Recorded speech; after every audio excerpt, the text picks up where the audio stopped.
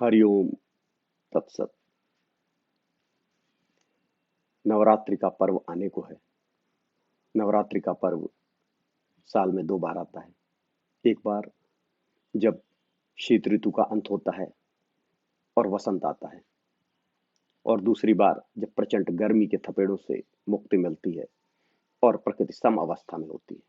दोनों नवरात्रि के त्योहार सम अवस्था में आते हैं। ये शक्ति का पूजन है। प्रकृति अपनी शक्ति को संचित करती है। पुराने कठिन समय से निकल चुकी है और नए कठिन समय के लिए अपने आप को तैयार कर रही है। मनुष्य का शरीर भी प्रकृति का ही हिस्सा है और हमें भी अपने शरीर को आने वाले समय के लिए तैयार करना चाहिए। प्रकृति से एक रूप होना चाहिए। नवदुर्गा का त्योहार इसी का एक प्रतीक है। सबसे पहले हम यह समझ लें कि किस तरह प्रकृति के साथ हमारा शरीर जुड़ा हुआ है और हमें किस तरह के आचरण और किस तरह के व्यवहार करने चाहिए। जिस तरह प्रकृति के अंदर फूल पत्ते खिल रहे हैं, नए पुष्प निकल रहे हैं, वैसा ही कुछ हमारे शरीर में भी होता है। क्योंकि हमने अपने शरीर को अलग तरह से व्यवस्थित कर लिया है, ठंडी गर्मी सहने के लिए उपयुक्त नहीं बनाया हुआ, उसके लिए हमने व्यवस्थाएं कर ली हैं।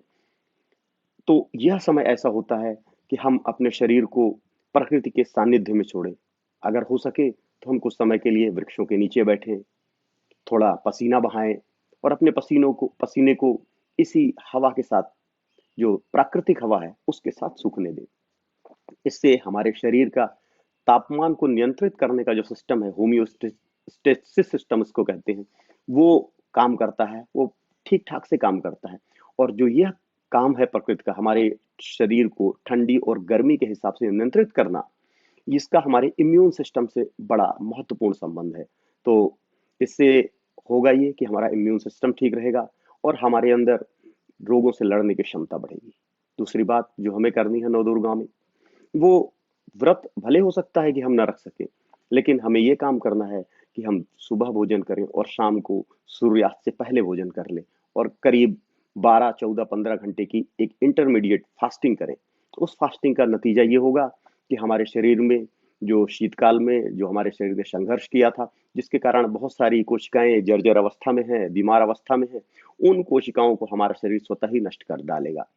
और हमारे अंदर जो टॉक्सिन्स बन गए हैं सेल्स के अंदर, वो भी धीरे धीरे खत्म होकर और विसर्जित कर देगा हमारा शरीर, कुछ पसीने के माध्यम से, कुछ मलमूत्र के माध्यम से। इस कारण से हमें इंटरमीडिएट फास्टिंग करनी है। अगर हम व्रत रख सकें, पहले और अंतिम दिन कम से कम व्रत रख सके, तो ये बहुत अच्छा रहेगा हमारे शरीर के लिए। दूसरी बात जो हमें करनी है कि कम से कम प्रथम और अंतिम दिन हम हवन अवश्य करें। हवन करने का जो धार्मिक परिणाम है, जो आध्यात्मिक परिणाम है, वो तो है ही।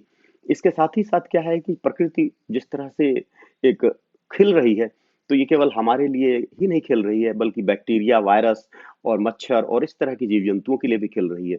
जब हम हवन करते हैं तो वह हमारे लिए तो फायदेमंद होता है, लेकिन जो बैक्टीरिया हैं, वायरस हैं, मच्छर हैं और बहुत सारे छोटे जीव जंतु हैं जो हमारे स्वास्थ्य के लिए हानिकारक हैं, उनके लिए यह उन खत्म करने वाला होता है और हमारे स्वास्थ्य का वर्धन करता है। तो ये दूसरा काम भी हम अवश्य करें। तीसरा काम हम कर सकते हैं, ये जो समय है, ये हमें ध्यान लगाने के लिए बड़ा महत्वपूर्ण है। तो सुबह शाम जब भी हमें टाइम मिले, हम अपनी आंखों को बंद करके और प्रकृति के बारे में विचार करें, अपने बारे में विचार करें, प्रभु के बारे में विचार करें, या अपने आंख को बंद करके अपने शरीर को शांत कर लें।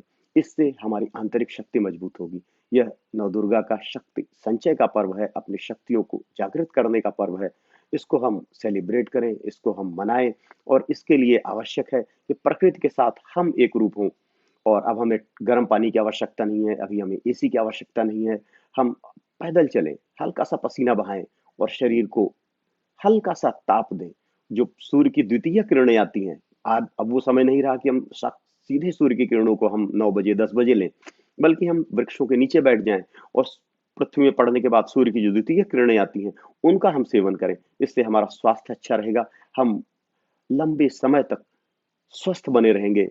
हमारे शरीर में एक शक्ति का संचार होगा, जीवनी शक्ति बढ़ेगी और हम बहुत दिन तक जवान और युवा बने रहेंगे। धन्यवाद। हरिओम तत्सत।